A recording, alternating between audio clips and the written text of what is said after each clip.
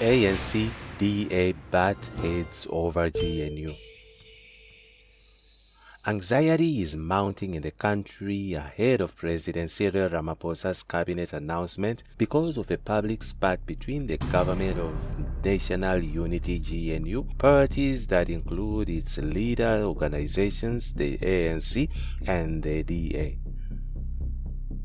Letters widely circulated on Thursday confirmed that a great deal of jostling for cabinet posts among the two parties have kept the party on autopilot without a government, while it remains to be seen if Ramaphosa will give in to the DA's demand.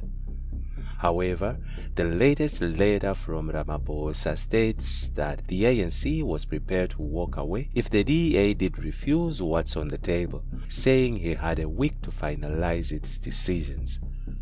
In a letter addressed to Ramaphosa, DA leader John Steenhuisen confirmed that the president offered the party the 6 departments including Home Affairs, Basic Education, Trade, Industry and Competition, Public Works and Infrastructure, Communications and Digital Technologies and Forestry, Fisheries and the Environment and Finance, Energy and the Electricity and Small Business Development Deputy Ministry positions.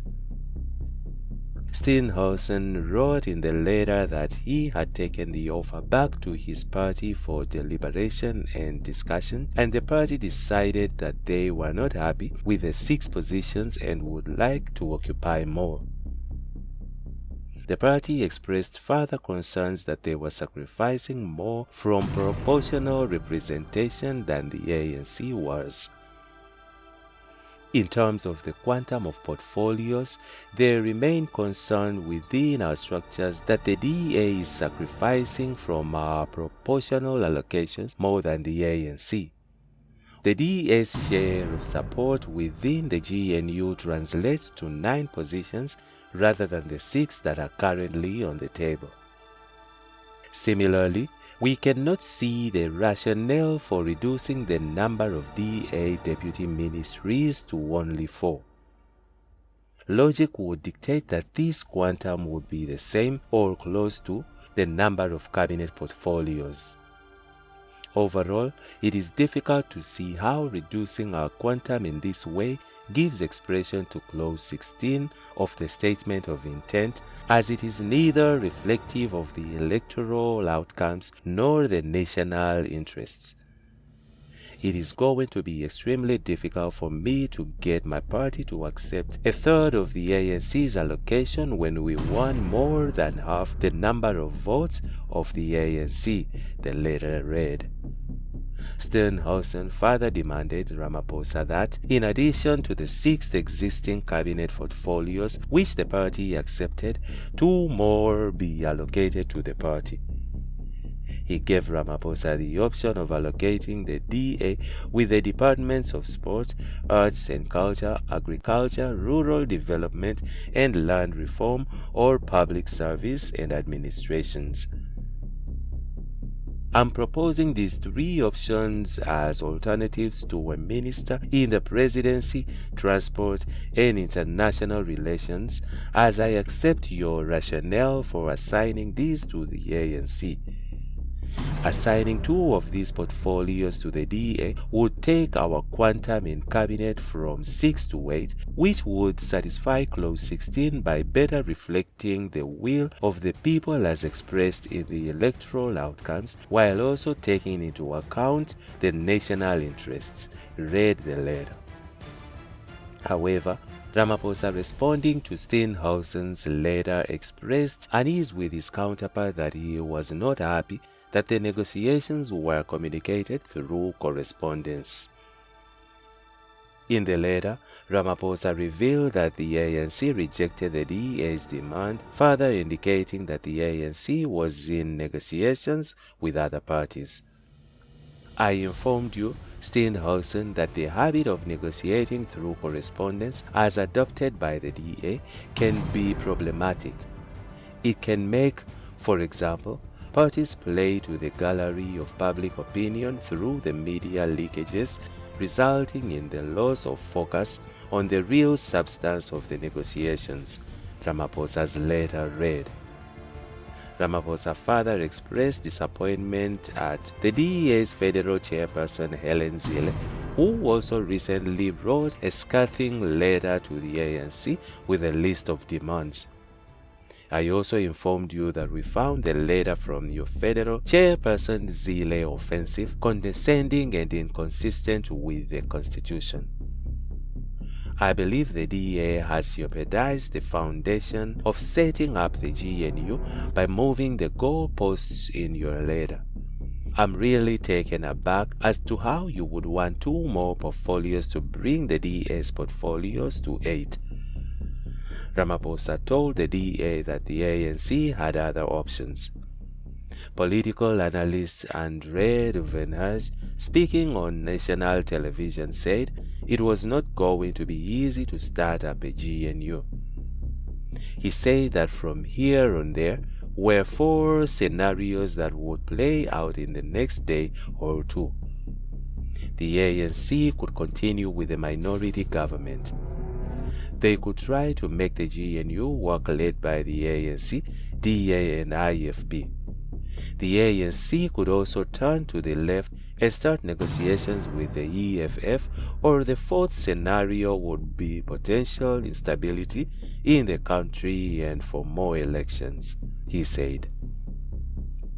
Cadre deployment, a stumbling block of the government of national unity. The fight for ministerial positions has begun. Cadre deployment, maybe with its nickname or surname of concealment name, is now the stumbling block to the GNU. In its common knowledge and the fact that the Democratic Alliance DA has for many years criticized and demonized cadre deployment by the African National Congress ANC. The DEA has consistently argued that the cadre deployment was a means to or of corruption, discrimination, unconstitutionality, mockery against meritocracy, etc.